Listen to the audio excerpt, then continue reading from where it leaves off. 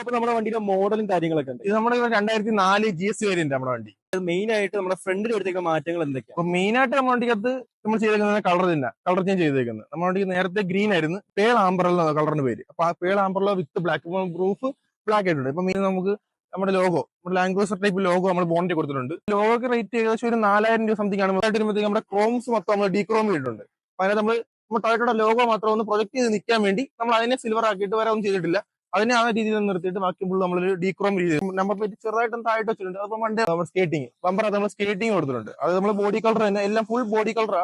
ബമ്പറിന് separate colour കൊടുത്തിട്ടുണ്ട്, ഇത് body colour കൊടുത്തിട്ടുണ്ട്. പിന്നെ നമ്മൾ കസ്റ്റം ഉണ്ടാക്കിയെടുത്തത് മെറ്റലിനകത്ത്, ഇത് മെറ്റലിനകത്ത് ഉണ്ടാക്കിയെടുത്ത ഒരു ലിപ്പാണ് അത് ജസ്റ്റ് വണ്ടിക്ക് ഒരു ലോവർ ഫീൽ കിട്ടാൻ വേണ്ടി മാത്രം നമ്മൾ കൊടുത്തിട്ടുള്ളൂ. പിന്നെ നമ്മൾ ഒരു സ്പ്ലിറ്റർ റോഡ് കൊടുത്തിട്ടുണ്ട്, സപ്പോർട്ടും ഒരു ലുക്കിനും മെയിൻ ആയിട്ട് ലുക്കാണ് നമ്മൾ കൊടുത്തത്. പിന്നെ അല്ലാതെ ഇതിന് താഴെ തന്നെ നമ്മൾ ഒരു റബ്ബർ കൊടുത്തിട്ടുണ്ട്. റബ്ബർ അതും ചെറിയൊരു ലോവർ റബ്ബർ അടി തട്ടിയാലും വണ്ടി ലിപ്പിനൊന്നും പറ്റാതിരിക്കാനുള്ള ഡേ ടൈം ലൈറ്റ്